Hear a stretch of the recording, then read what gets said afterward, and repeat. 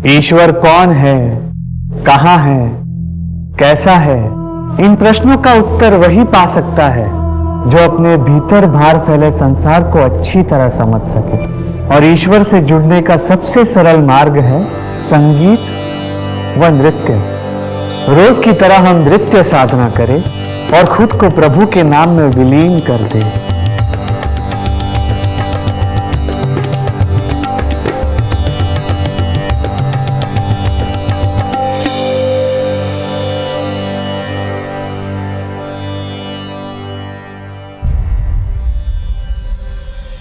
ठहरिए।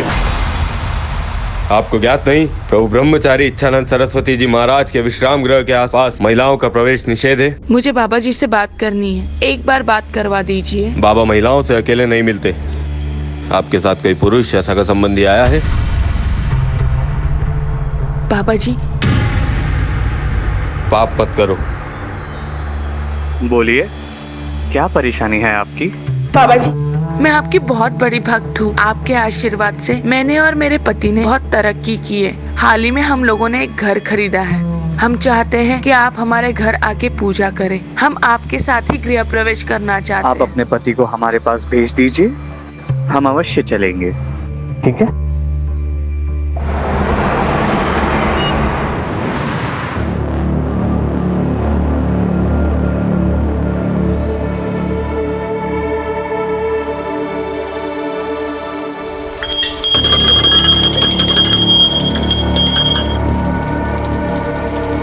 पूजा संपन्न हुई। अब हम आपसे विदा लेते हैं। बाबा जी, इतनी कड़ी धूप में आप वापस गाजियाबाद जाएंगे, वो भी खाली पेट? नहीं बाबा जी, मैंने आप सभी के लिए भोजन का इंतज़ाम किया है बाबा जी। बाबा जी, मैंने बिना प्याज लहसुन मसाले का खाना पकाया है, बिल्कुल सात्विक है। अगर आप भोग लगाएंगे तो हम सब खाना खा पाएंगे।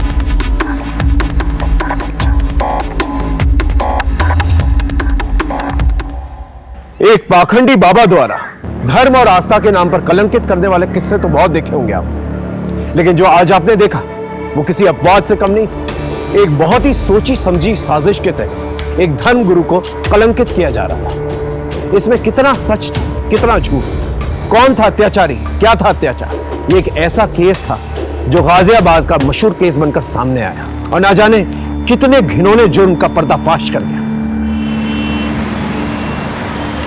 टू चेयरपर्सन मैडम, आपके हेल्प के लिए थैंक यू। मैं घर के बाहर तो एक लड़ाई जीत गई, लेकिन अपनों से हार गई हूँ। ऑफिस, गली, मोहल्ले, हर जगह उसकी वजह से नाक में दम हो गया है। मेरे माँ बाप, फ्रेंड्स, रिलेटिव कोई मेरे साथ नहीं है।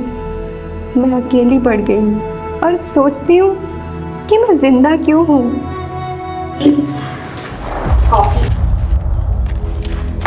क्या छिपा रहे हो? दी, ये आप लिख रही हो जो अपनी स्कूल की टॉपर, अपनी कॉलेज की टॉपर, अपने कॉलेज यूनियन की प्रेसिडेंट रह चुकी है। दी, you were an inspiration to everyone. थी, हूँ नहीं। अब तो ना मेरे पास जॉब है, ना मेरी लाइफ है और ना ही पैसे हैं। दी, मेरी मानो तो आपको पापा की बात मान लेनी चाहिए।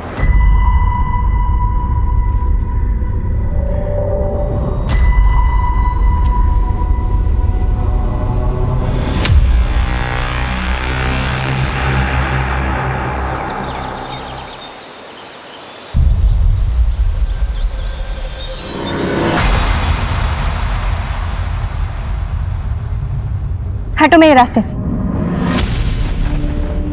देखो रितु, मैं फिर तुम्हें कह रहा हूँ, केस वापस ले लो, तुम्हारी लाइफ फिर पहले जैसे नॉर्मल हो जाएगी। तू हटेगा मेरे रास्ते से या मैं पुलिस को बुलाऊं? उम्र भर अपने भाई की तरह जेल में सड़ेगा। हटो।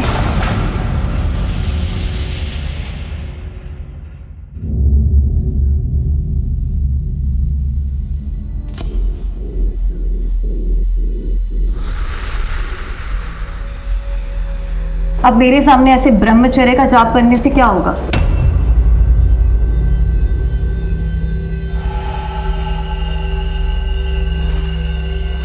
आपकी मनसा क्या है? आपको मैंने कितना समझाया लेकिन आप तो माने ही नहीं। आप तो अपनी भक्ति और शक्ति से सबके दिल जीतते रहे।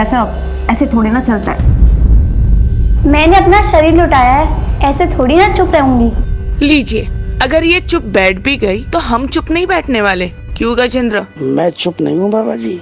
वीडियो क्लिप न्यूज चैनल्स भेजने को तैयार है। कुछ MMS भी भक्तों तक वायरल हो जाएंगे। फिर तो प्रभु देवता से दानव कहलाएंगे। आपको क्या चाहिए? सिर्फ 4 करोड़।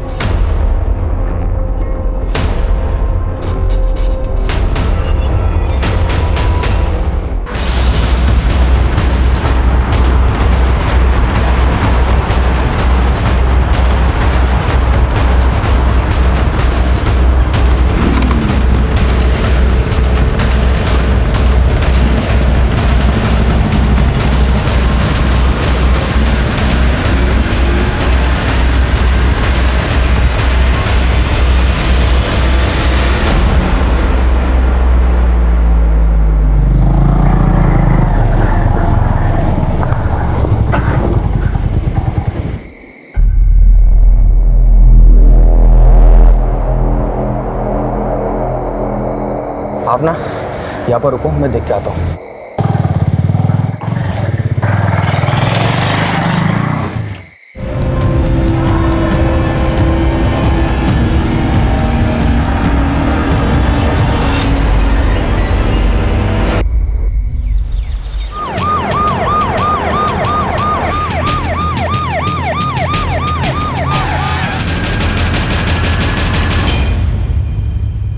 सर मुझे लग रहा है इस सब में दीपेश या उसकी फैमिली का इन्वॉल्वमेंट हो सकता है, क्योंकि ऋतु बादल की वजह से उसकी फैमिली को काफी जिल्लत झेलनी पड़ी थी। क्या नाम था लड़के का? दीपेश तोमर सर। क्या हुआ? अभी भी जेल में। केस की सुनवाई हो चुकी है लेकिन केस का फैसला आना बाकी है। मोबाइल फोन या पर्स वगैरह कुछ मिला? No sir. बॉडी को पंचनामे के बाद पोस्टमार्टम के लिए भेज दो।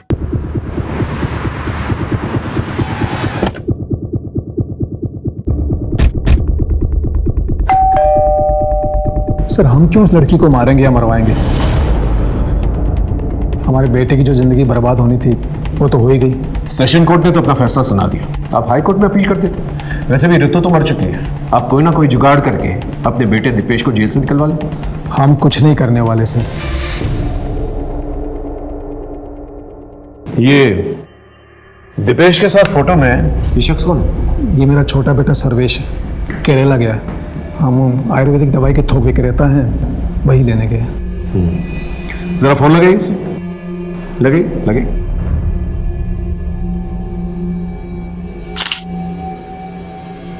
The number you are trying to call is currently switched off. Sir switch off. Switch off. एक काम करो, इनके फिंगरप्रिंट्स लो।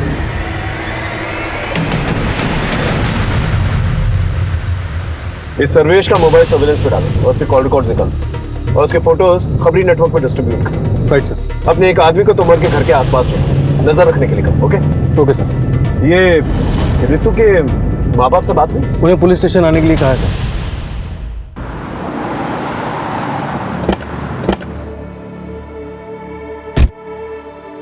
सर मेरी बेटी लड़ाई लड़ते लड़ते थक गई थी, फिर भी उसे किसी ने मार दिया।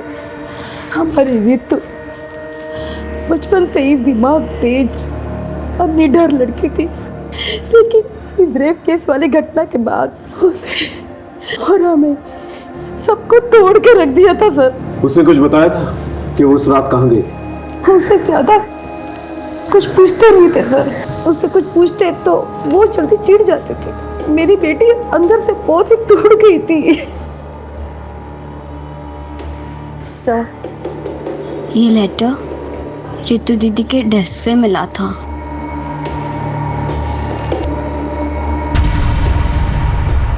कहीं ऐसा तो नहीं कि बदनामी के डर से आप ही लोगों ने उसे मार दिया, मरवा दिया? ऐसा नहीं है सर, मुझे अपनी बेटी रितु से बहुत उम्मीदें थी। मैं अपनी उम्मीदें हार गया था, इसलिए सर मैं बहुत परेशान हो गया था। रितु की बेहतरी के लिए हमसे जो बन पड़ रहा था, जो कर सकते थे सर, हमने बहुत कोशिश की। माँ, मैं कैसे शादी करूँ? अभी मैं अपने पैरों पे भी खड़ी नहीं हुई हूँ। ना तो मेरे पास जॉब है, ना तो मेरे पास सेविंग्स और ना ही खुद का घर है। अब आप खुद बताओ, अगर मैं सेटल हो जाती हूँ और कल को मेरा डाइवोर्स हो जाता है तो कहाँ जाऊँगी, क्या करूँगी? अरे तुम लोग तो ऐसे बात करो जैसे कि इस रेप की घटना के बाद कोई भी लड़का उतावला हो रहा होगा इससे शादी करने के लिए। हर जगह से रिजेक्शन आ रहा है। आखिर तुझे जरूरत क्या थी ये केस करने की?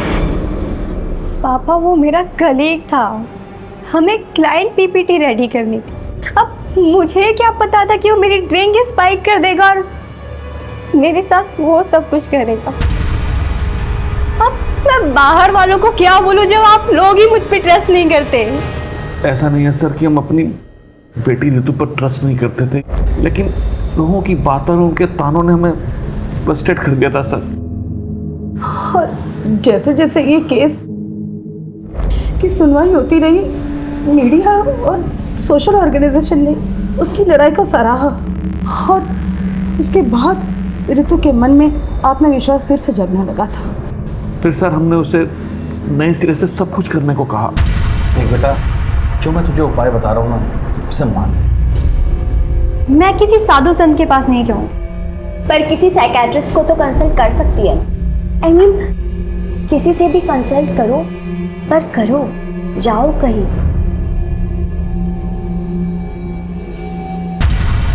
उसके बाद वो कहाँ गई? सर फिर वो साइकेट्रिस्ट डॉक्टर रूपसी बसी से मिलने गई थी।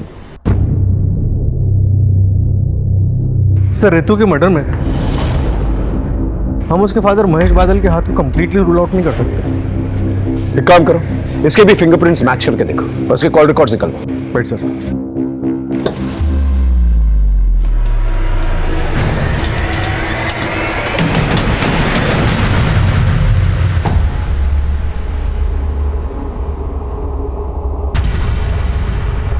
पिछले महीने का चढ़ावा आप पहले ही ले जा चुकी हैं। अब जो कुछ भी जमा पूंजी है यही है।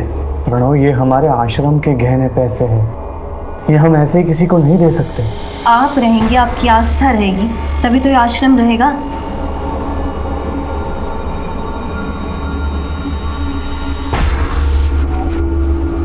कितने पैसे है ये? कुल 25 लाख। और बाकी के पैसे? इससे ज्यादा नहीं मिल सकता। बाबा के टट्टू, तुम ज्यादा मत बोलो।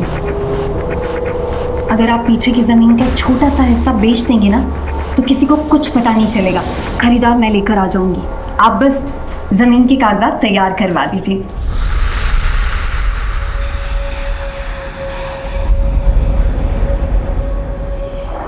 हाँ जी, मैं रितु बादल की साइकेट्रिस्ट हूँ। रितु मेंटली बहुत स्ट्रांग थी, मेडिटेशन और रनिंग से वो क्विकली रिकवर कर रही थी। डॉक्टर, आज तो रनिंग करते वक्त मेरे पीछे मेरे रेपिस्ट का भाई पड़ गया था। व्हाट? लेकिन मैंने उसे डांट कर भगा दिया। मैंने बोला कि मैं पुलिस में कंप्लेंट कर दूंगी। That's great. ऐसे ही अपनी जीने की चाहत और जोश को बनाए रखो। बस 3-4 सेशन और फिर तुम्हें मेरे पास भी हफ्ते में 2 बार आने की जरूरत नहीं है, महीने में 1 बार आ जाना। एक्चुअली मैं भी आपको यही बताने वाली थी कि अब आगे से मैं आपके पास नहीं आ पाऊंगी, क्योंकि मुझे मेरे स्पिरिचुअल गुरु मिल गए हैं। उनसे बातें करना, उनकी बातें सुनना मुझे बहुत अच्छा लगता है। उस गुरु के बारे में कुछ बताया था उसने? वो कौन था, उसका नाम क्या था? इच्छानंद सरस्वती जी महाराज।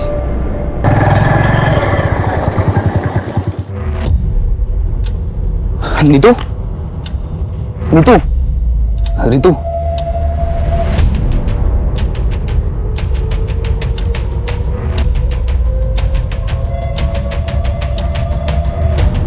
Ritu, I am sorry.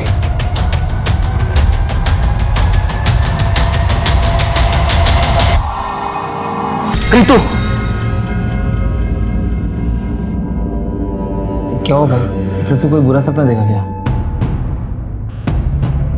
आप भूल क्यों नहीं जाते कि आप गाजियाबाद में नहीं हो, बल्कि अपने घर ऋषिकेश में हो।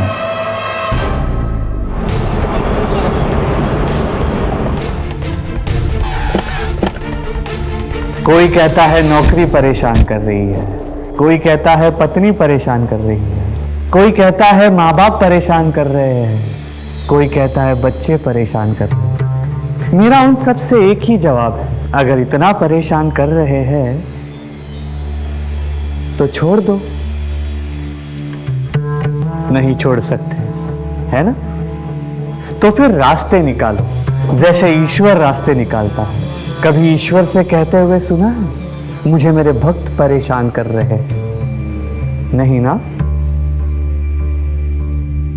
क्षमा चाहता हूं, आप लोगों को नीचे बैठना पड़ रहा है। जी, ऋतु बादल आपकी शिष्य थी मतलब? जी, उसका मर्डर हो गया। ओम शांति।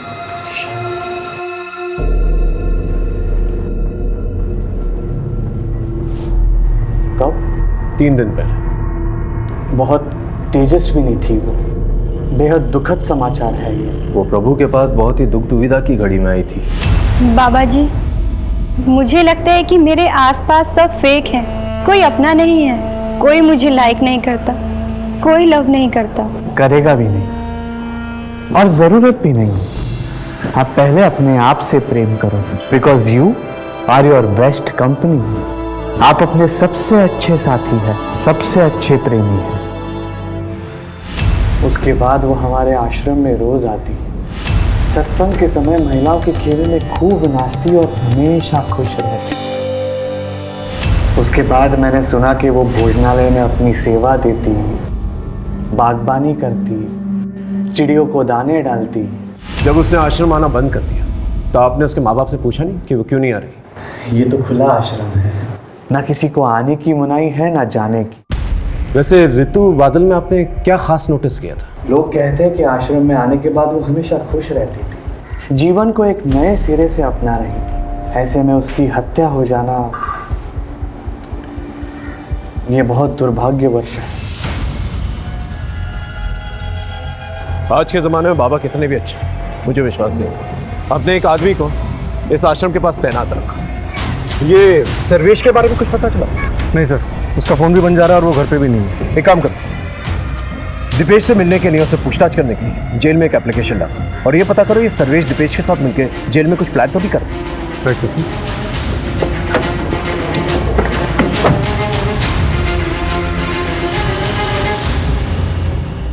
ये रही ऋतु बादल की पोस्टमार्टम रिपोर्ट के हिसाब से मौत रात 11:30 से 1:30 के बीच में हुई है और मौत गला दबाने की वजह से हुई थी। इसके अलावा कोई खास इन्फॉर्मेशन नहीं है।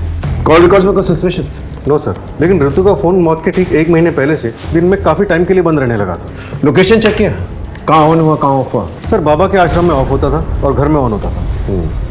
सर हाँ सर, ये रहे फिंगरप्रिंट रिकॉर्ड्स।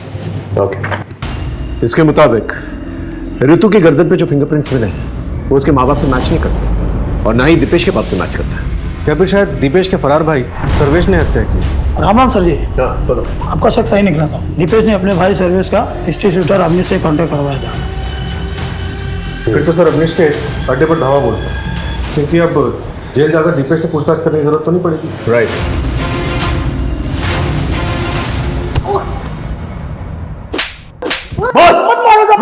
बता दो सब सर्वेश मुझे मिला था और उसने ऋतु बादल को मारने की बात भी किया था मुझसे। तूने उसे मार डाला? नहीं, मैंने नहीं मारा था, क्योंकि 1 रोज पहले वो मुझे एडवांस के पैसे देने वाला था, लेकिन पैसे लेके वो आया ही नहीं। फिर दूसरी सुबह हमें पता चला कि उस लड़की की मौत हो गई। भगवान की कसम साहब, सच बोल रहा हूँ। ये सर्वेश तुमर के बारे में पता कर।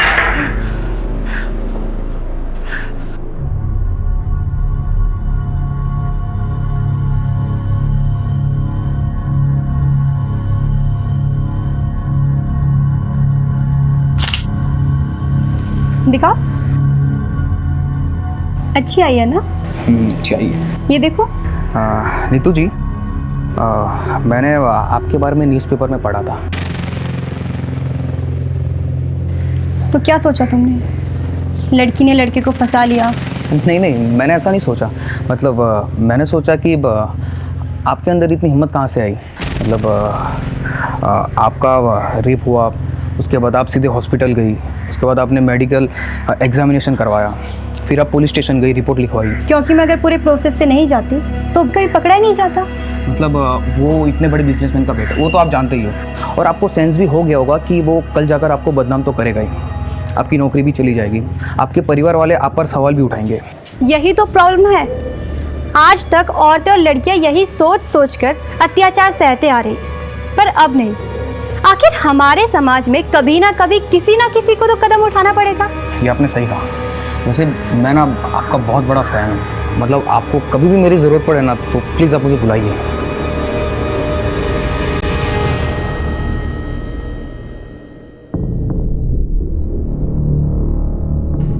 ऋतु बादल ने AA इंटरप्राइजेस के खिलाफ केस दर्ज किया था, लेकिन क्यों? रितु ने मुझे बताया था कि ऑफर लेटर मिलने के बाद जब वो दूसरे दिन जॉब ज्वाइन करने गई तो उन्होंने उसके साथ वियर्ड बिहेव किया। आई एम सॉरी रितु, कंपनी ने आपकी जॉब अपॉइंटमेंट होल्ड पर कर दी। But why? वेल, हमें पता चल गया कि तुम्हें पिछले जॉब से क्यों निकाला गया था। ओह, जस्ट बिकॉज मैंने अपने एक कलीग पर रेप केस फाइल किया, आपने भी मेरा करेक्टर सर्टिफिकेट बना लिया। आपने एक बार भी ये नहीं सोचा कि शायद वाकई मेरा रेप हुआ था। अजी मेरे साथ है, कल आपके साथ भी हो सकता है। I can understand Ritu, but frankly speaking her company के टॉप मैनेजमेंट मर्द होते हैं, एंड ऑफ द रिकॉर्ड हमारे MD को तुम्हें अपॉइंट करने में रिस्क लग रहा है। सीरियसली? आपकी कंपनी तो अपने आप को वीमेन फ्रेंडली क्लेम करती है ना, लेकिन आज पता चला आपकी कंपनी की पॉलिसीज भी ड्यूबियस है और आपकी कंपनी भी बाकी की कंपनियों की तरह हिपोक्रेट है। आपने बिल्कुल अच्छा नहीं किया। मैं आपको ऐसे नहीं छोड़ूं, मैं इस कंपनी को कोर्ट में सू करूंगी।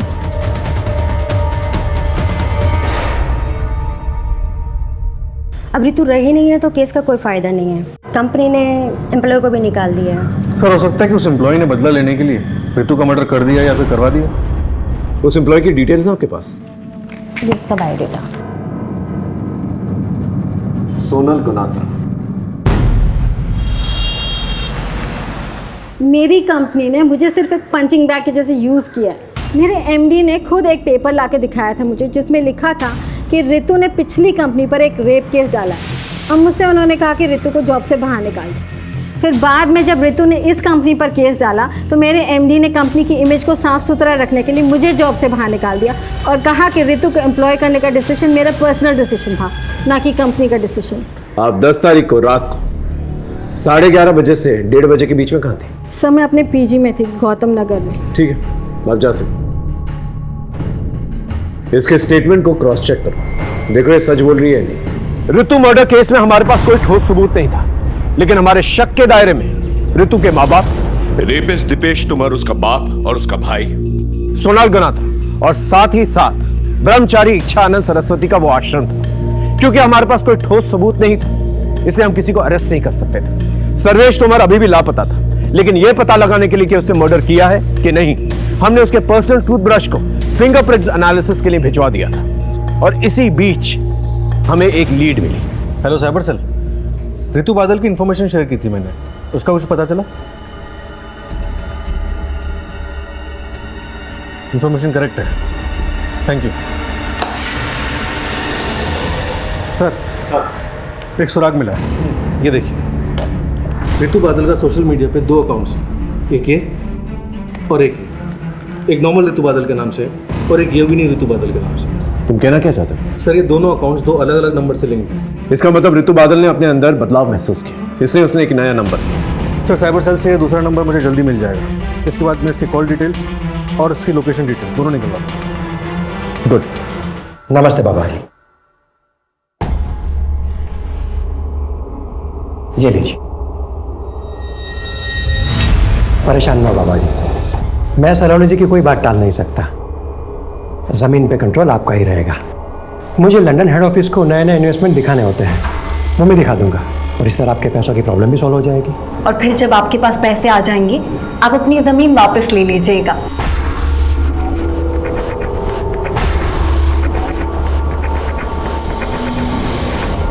सर, ये देखिए ऋतु के दूसरे नंबर के कॉल रिकॉर्ड्स। ये नंबर ऋतु की मौत से 10 दिन पहले लिया गया था। और सर ये देखिए 10 तारीख की शाम 6:30 बजे ऋतु को किसी आनंद प्रसाद नाम के आदमी ने फ़ोन किया था और उसके बाद 10:30 बजे रात को उसका फ़ोन लोकेशन आनंद प्रसाद का घर दिखा रहा है और फिर आधे घंटे बाद उसी एरिया में उसका फ़ोन स्विच ऑफ हो जाता है और 15 किलोमीटर दूर ऋतु की मौत है। एक काम कर, इस आनंद प्रसाद की डिटेल्स निकाल। Okay sir.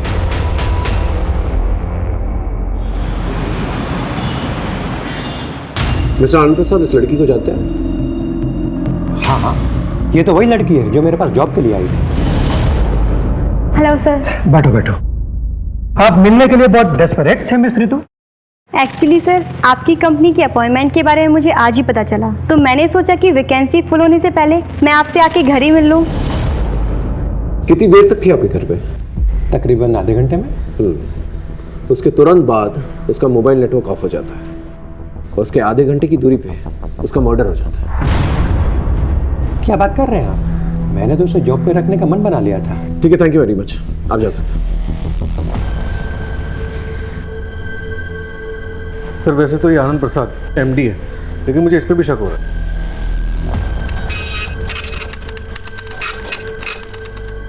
मिस्टर आनंद प्रसाद, ये रहे आपके कॉल रिकॉर्ड्स। इसके मुताबिक आप बहुत यंग लड़कियों के संपर्क में थे। So what? Is there any problem? Yes, there is. ये यंग लड़कियां सावली सलोनी आपको भेजा करती थी। ऋतु को भी सावली सलोनी ने आपको भेजा था और सावली सलोनी खुद जिस्म फरोशी के लिए जेल जा चुकी है। अब आप सच बताएंगे, क्योंकि ऋतु बादल का मर्डर हो चुका है जो आपके घर आई। बोलिए। ऋतु एक एस्कॉर्ट थी और सावली सलोनी उसकी एजेंट। ये बात आपको ऋतु ने बताई थी? जी नहीं, सावली सलोनी ने बस यही कहा था कि पहले वो नौकरी की बात करेगी फिर समझ बनाएंगे। जॉब तो तुम्हें टिप समझ कर दे दूंगा, लेकिन जिस सर्विस के लिए पैसे लिए हैं वो तो शुरू करो। कौन सी service? Body to body service. आपको कोई गलतफहमी हुई है। मुझे सलोनी जी ने यहाँ सिर्फ और सिर्फ जॉब के लिए भेजा था। लेकिन तुम्हारे 1 घंटे के लिए उसने मुझसे 40,000 लिए हैं। So don't waste my time, baby. रुको! जब तक ये केस सॉल्व नहीं हो जाता ना, आप हमारे मेहमान बने रहेंगे। क्या मतलब? रंजन! जी सर। इन्हें लेके जाओ। चलिए। लेकिन सर किस जुर्म में? लेके जाओ। सर क्या किया है मैंने? लेके जाओ। सावली सलोनी को ढूंढना बहुत जरूरी है और ये पता लगाना बहुत जरूरी है कि ये ऋतु बादल का मर्डर केस सावली सलोनी के सेक्स रैकेट से तो नहीं जुड़ा हुआ और कोई पर्सनल रंजिश तो नहीं। इस सर्वेश के बारे में कुछ पता चला? सर वो अभी भी अंडरग्राउंड है और सर ऋतु बादल के गले पे मिले फिंगरप्रिंट्स के निशान सर्वेश के फिंगरप्रिंट से मैच नहीं करते। सर हो सकता है सर्वेश ने खुद ये मर्डर ना किया और ना ही अवनीश चौधरी से करवाया, बल्कि शायद किसी और से करवाया।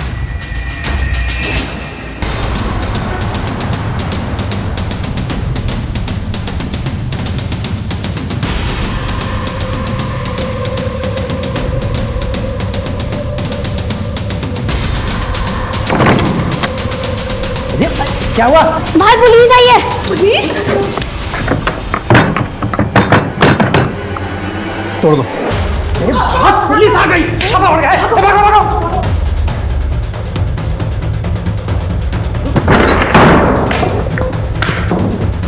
उस तरफ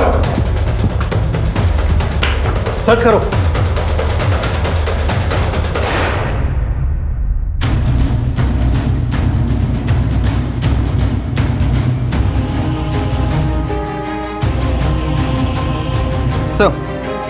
सर एक हार्ड डिस्क मिला है और इसके अलावा सारा सामान रेगुलर है। ठीक।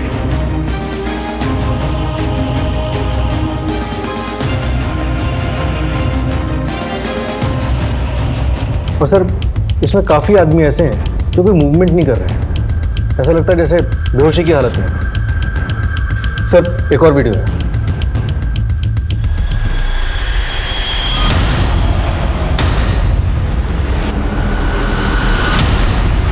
ये सत्य है कि सावली सलोनी मुझे ब्लैकमेल कर रही थी। आपको ये बात हमें पहले बतानी चाहिए थी, हम उसे पकड़ने की कोशिश करते। लेकिन हमारी मुफ्त में बदनामी होती, ना मुझे कुछ हासिल होता ना हमारे आश्रम। आपको इस बात का पता है कि ऋतु बादल सावली सलोनी के संपर्क में थी? ये नहीं हो सकता। क्या आप ये बता सकते हैं कि कभी आपने ऋतु को सावली सलोनी के साथ देखा? हो सकता है उसके कहने पर वो इस आश्रम में आई हो। जी नहीं, हमें ऐसी कोई जानकारी नहीं थी। और ऋतु का परिवार हमारे आश्रम से सालों से जुड़ा हुआ है, तो फिर वो सावली सलोनी के कहने पर हमारे आश्रम में क्यों आएगी? ये सावली सलोनी आपको ब्लैकमेल क्यों कर रही थी? यही सवाल मैंने उससे भी किया था। तुम्हारे इस धर्म के धंधे ने, धंधा नहीं, आस्था बोलिए। हाँ वही तुम्हारे इस आश्रम के कारण लोगों ने मेरे ठिकाने पर दारू पीना, चरस गांजा फूकना, सेक्स करना कम कर दिया है। इन सब की भरपाई के लिए तुमको पैसा देना होगा। हम बहुत जल्द सावली सलोनी को पकड़ लेंगे। अगर वो आपके संपर्क में आती है तो प्लीज हमें इन्फॉर्म कीजिएगा।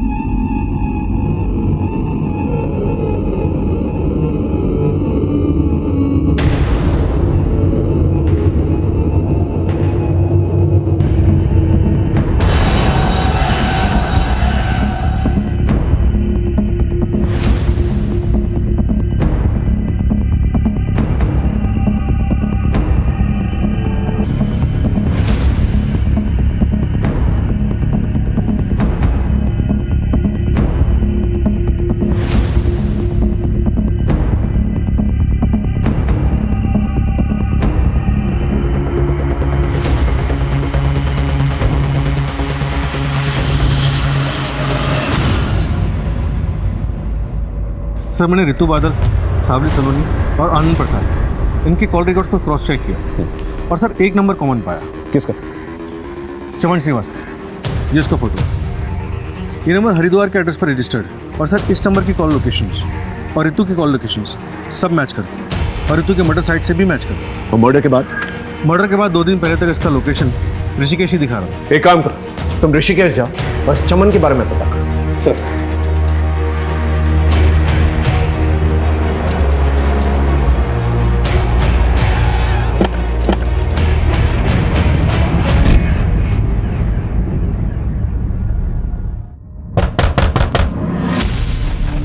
जी, चमन श्रीवास्तव जी मेरा भाई है। आप कौन? UP police. सर, चमन जब से गाजियाबाद से आता हमेशा परेशान रहता था।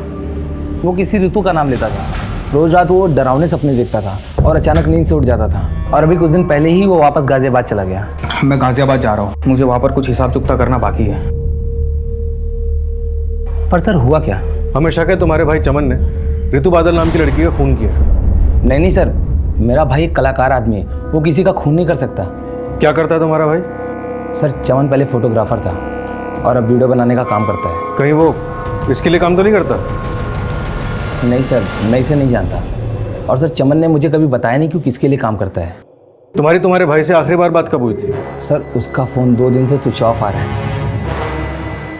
ऐसे बहुत सारे सवाल थे जिसका जवाब अभी तक हमारे पास नहीं था, जैसे ऋतु और चमन का कनेक्शन, ऋतु और सावली सलोनी का कनेक्शन, और इन सब में सावली सलोनी इच्छानंद सरस्वती को ब्लैकमेल क्यों कर रही थी। जब तक हम इन सवालों के जवाब ढूंढते हमें एक लाश मिली जिसने हमारी उलझने और भी बढ़ा दी।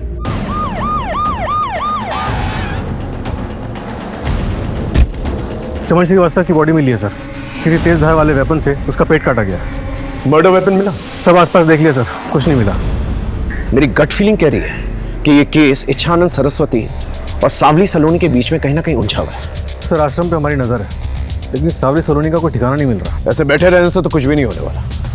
एक काम करो, तुम कस्टमर बन के रेड लाइट एरिया में जाओ और सावली सलोनी के बारे में पता करो। ये कहीं ना कहीं तो अपना धंधा चला रही होगी।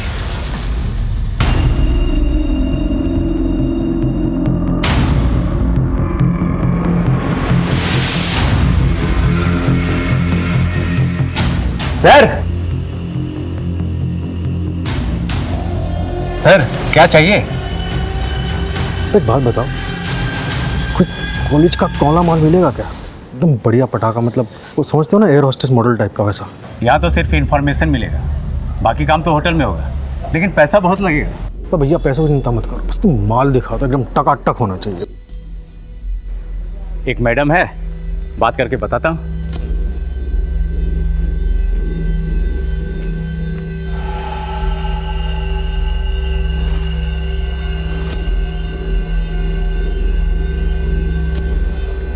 सर, गाड़ी वाड़ी है क्या?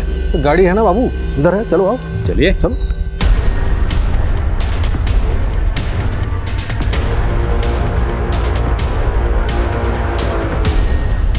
ये लोग आनंद विहार की तरफ जा रहे हैं, फॉलो करते रहे, लेकिन डिस्टेंस बना के रखें।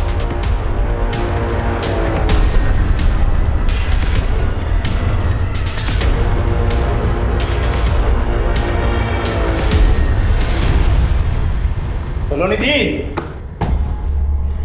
सर, ये सलोनी जी हैं जिसके पास गाजियाबाद में किसी भी टाइम पर टॉप क्लास की इंटरनेशनल लड़कियां मिलती हैं। अच्छा, तो ये हैं।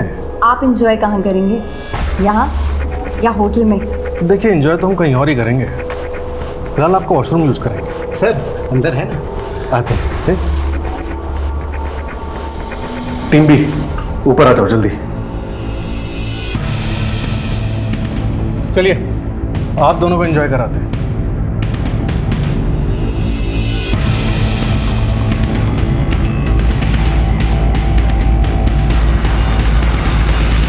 बहुत नचाया तुमने हमें सावली सलोनी, अब सच बोलने का टाइम आ गया है। क्यों मारा ऋतु को? नहीं सर, मैंने उसको कोई मर्डर नहीं किया और ना ही मैंने उसका मर्डर करवाया। हाँ, मैंने उसे अपने क्लाइंट के पास ज़रूर भेजा था। तुझे ना उसे थोड़ा इम्प्रेस करना है। हाँ मैं कर लूँगी, मेरी वर्क प्रोफाइल अच्छी है। वो कुछ और ही समझ रही थी, लेकिन तुम ऑलरेडी पैसे ले चुकी थी उसके नाम पर। नहीं, मैं तो सब लड़कियां ऐसे ही करती है सर। पर मुझे क्या पता था कि वो ऐसे भाग जाएगी। ये चमन श्रीवास्तव कौन है? वैसे तो वो वीडियो बनाता है, पर लड़कियों की सिक्योरिटी के लिए हम उसे साथ में भेज देते थे। पर वो उस ऋतु को पसंद करने लग गया था और उसी ने उसे भगाने में भी मदद की थी। इसलिए तुमने उसका मर्डर कर दिया? नहीं सर, मैंने किसी को नहीं मारा सर। चलिए, 1 मिनट के लिए मान लेते कि तुमने ऋतु और चमन को नहीं मारा, लेकिन ब्रह्मचारी इच्छानंद सरस्वती, उसे तो ब्लैकमेल किया ना तुमने? बिल्कुल किया था सर। करती नहीं तो वो रास्ते पे कैसे आता? ऋतु तो काफी सुलझी हुई लगी, तुम्हारे संपर्क में कैसे? मेरे पार्टनर की मदद से, उसीलिए उसे धोखे से मेरे पास भेजा था। कौन है तुम्हारा पार्टनर? सावली सलोनी ने तुम्हारी पूरी सच्चाई हमें बता दी। ये है वो डायरीज जिसमें तुम्हारे पूरे क्लाइंट्स के नंबर हैं और वो सारी लड़कियों के नंबर हैं जिनसे तुम प्रोस्टिट्यूशन कराया करते थे। आज वो तुम्हारी चुंगल से आज़ाद है, वो तुम्हारे खिलाफ बयान देगी। अब तुम अपनी कहानी खुद बताओगे या मुगल भाई? बोलो।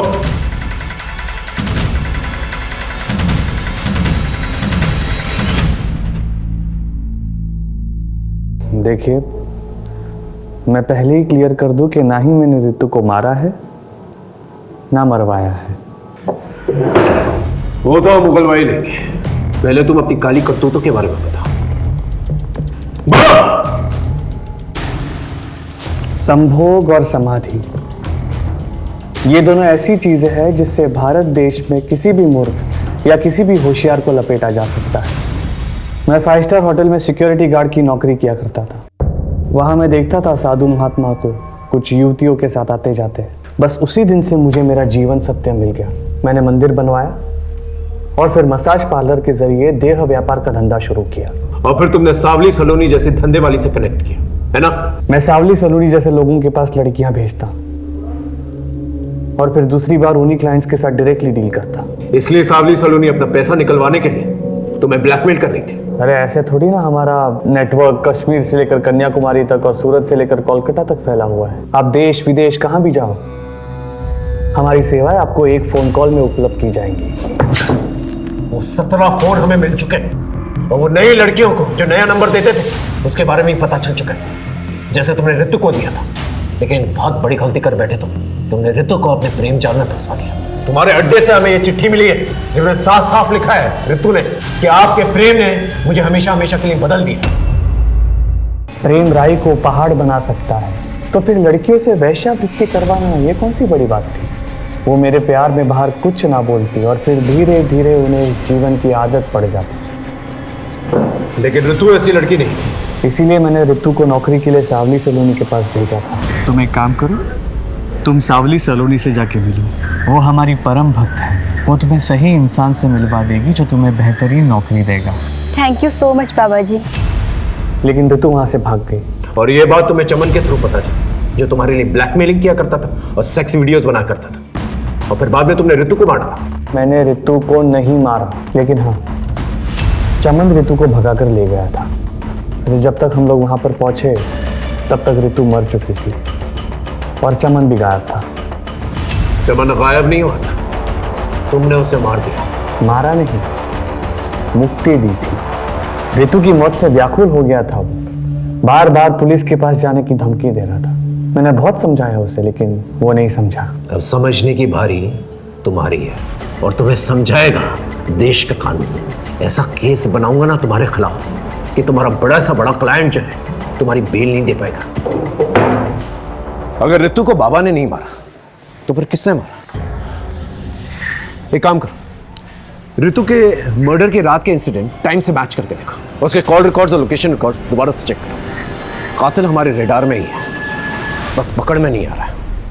रितु ने चमन के फोन से आपके लैंडलाइन नंबर पर उस रात आप लोगों को फोन किया था। आपस में फैसला कर लीजिए आप कि रितु को किसने मारा है। सर मैंने मारा अपनी बेटी रितु को। उसका फोन आया था मेरे पास। पापा वो आपका इच्छा आनंद बहुत ही गिरा हुआ आदमी है। वो बहुत ही घटिया इंसान है। वो उसने मुझे प्रोस्टिट्यूशन में डालने की कोशिश की। मैं अपने एक दोस्त के साथ ग्रीन पार्क के गेट नंबर 2 के पास हूँ। पापा प्लीज जल्दी आ जाओ। सर मैं उससे बहुत तंग आ गया था और बाबा की बुराई मैं नहीं सुन सकता था, इसलिए गर्दन दबाकर मैंने उसे मार दिया। झूठ बोल रहे सर। रितु का फोन मुझे आया था सर। बाबा जी को हम पूछते हैं और रितु फोन पे बाबा जी के बारे में अनाप शनाप बके जा रही थी। बस गुस्से में आकर मैंने उसे मार दिया। नहीं इंस्पेक्टर साहब, रितु को मैंने मारा है। नहीं साहब, मैंने मारा है सर। सर मैंने मारा है सर। रहिए आप लोग। ये रहे आप लोगों के फिंगरप्रिंट रिकॉर्ड्स। ये रितु के गर्दन पे मिले फिंगरप्रिंट रिकॉर्ड्स और आप दोनों के फिंगरप्रिंट रिकॉर्ड्स मैच नहीं होते।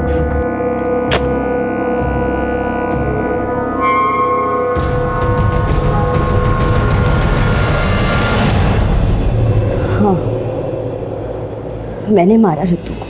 तंग आ गई थी उसके वजह से मुझे अपने ऑफिस में अपने कलीग से, अपने फ्रेंड से सुनना पड़ता था। इसकी बहन ने लड़के के मजे ले लिए और फंसवा दिया। लेकिन ये बात सच नहीं थी, तुम भी जानती थी। हाँ, पर रितु बहुत फॉरवर्ड थी तो मुझे लगा शायद अटेंशन के लिए इनवाइट किया होगा। उसकी वजह से मुझसे सब लड़के कटने लगे थे। अरे इसके साथ डेट पर मत जाना वरना रेप के चार्जेस में अंदर करवा देते। पर फिर जब उस दिन उसने वो बाबा के धोखेबाज वाली बात की तो फिर मेरे सटक गए। मुझे लगा ये सारे पंगे इसी के साथ क्यों होते हैं। शायद यही सब कुछ करती होगी और मैंने मार दिया उसको। और ये बात तुमने अपने माँ बाप को बताई। वो एक बेटी तो खो ही चुके थे, दूसरी नहीं खोना चाहते थे, इसलिए तुम्हें प्रोटेक्ट कर रहे थे। हाँ सर। ब्रह्मचारी इच्छानंद सरस्वती एक फ्रॉड, एक धोखेबाज इंसान है और उसकी आस्था में आकर तुमने अपनी बहन को ही मारा।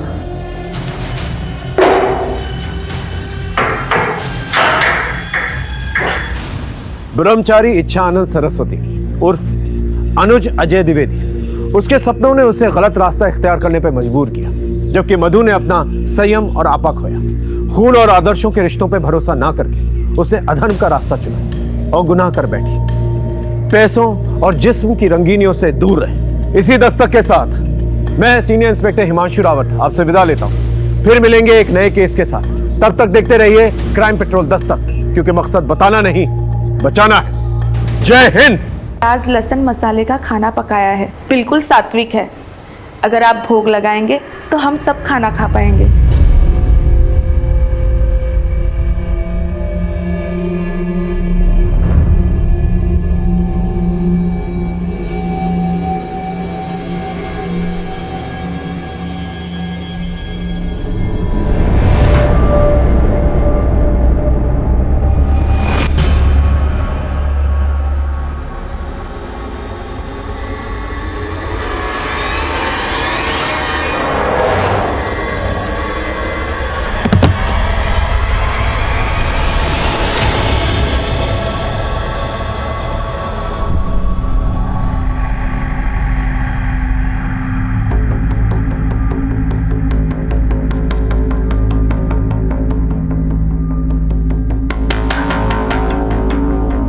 जो अपनी स्कूल की टॉपर, अपनी कॉलेज की टॉपर, अपने कॉलेज यूनियन की प्रेसिडेंट रह चुकी है।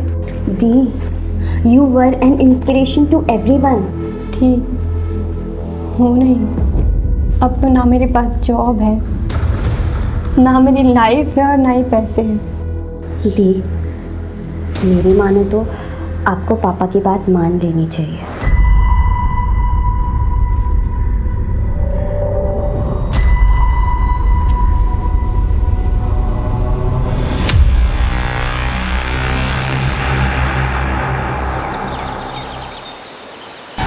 ये तो वही लड़की है ना जिसने अपने दोस्त के खिलाफ डेट रेप केस किया था, ऋतु बादल। प्रणव, ये हमारे आश्रम के गहने पैसे हैं, ये हम ऐसे ही किसी को नहीं दे सकते। मेरी गट फीलिंग कह रही है कि ये केस इच्छानंद सरस्वती और सावली सलोनी के बीच में कहीं ना कहीं उलझा हुआ है।